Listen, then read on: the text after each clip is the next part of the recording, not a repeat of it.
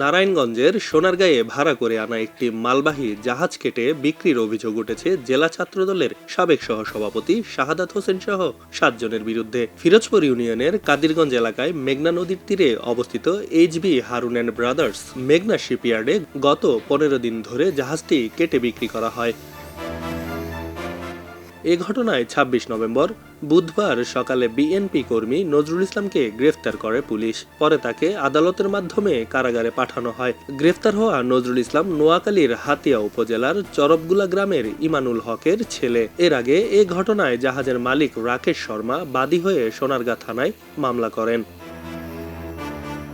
জানা যায়, ফিরোজপুর ইউনিয়ন পরিষদের সাবেক চেয়ারম্যান ও সোনারগাঁও উপজেলা বিএনপির সহসভাপতি রফিকুল ইসলামের ছেলে নারায়ণগঞ্জ জেলার ছাত্রদলের সাবেক সহসভাপতি শাহাদাত হোসেন একটি সিন্ডিকেট গঠন করে ১ নভেম্বর ১ মাসের জন্য ৭,২০,০০০ টাকায় চট্টগ্রাম থেকে ডামবার্জ ডিবি নামের জাহাজটি নিয়ে আসেন। পরে শাহাদাতের নেতৃত্বে মোহাম্মদ জাফর, ইকবাল হোসেন, নজরুল ইসলাম, এমদাদুল হক, জাফর মিয়া, হোসেন সহ ১০ থেকে ১৫ জনের একটি সিন্ডিকেট শিপইয়ার্ডে জাহাজটি কেটে স্টিল প্লেট বিক্রি করে ফেলে। জাহাজের মালিক জানান, রবিবার সকালে এক পরিচিত ব্যক্তির ফোনে তিনি জানতে পারেন জাহাজটি কেটে ফেলা হচ্ছে। ঘটনাস্থলে গিয়ে তিনি বিষয়টির সত্যতা পান। জাহাজ কাটায় ১,৬০,০০,০০০ টাকার ক্ষতি হয়েছে বলে দাবি করেন তিনি।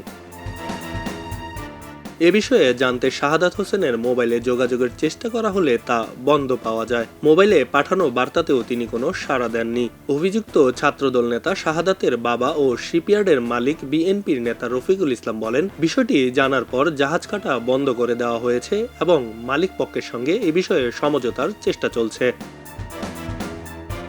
সোনারগাঁ থানার পরিদর্শক মোহাম্মদ রাশেদুল হাসান খান বলেন, জাহাজ কেটে বিক্রির ঘটনায় মামলা গ্রহণ করা হয়েছে এবং এই ঘটনায় একজনকে গ্রেফতার করে আদালতে পাঠানো হয়েছে। অন্যদের গ্রেফতারের অভিযান চলছে। এদিকে এ ঘটনার পূর্ণ তদন্ত ও অভিযুক্তদের আইনের আওতায় আনার জোর দাবি জানিয়েছে স্থানীয়রা। খবরের কাগজ, নিখাত, নির্ভীক, নিরপেক্ষ।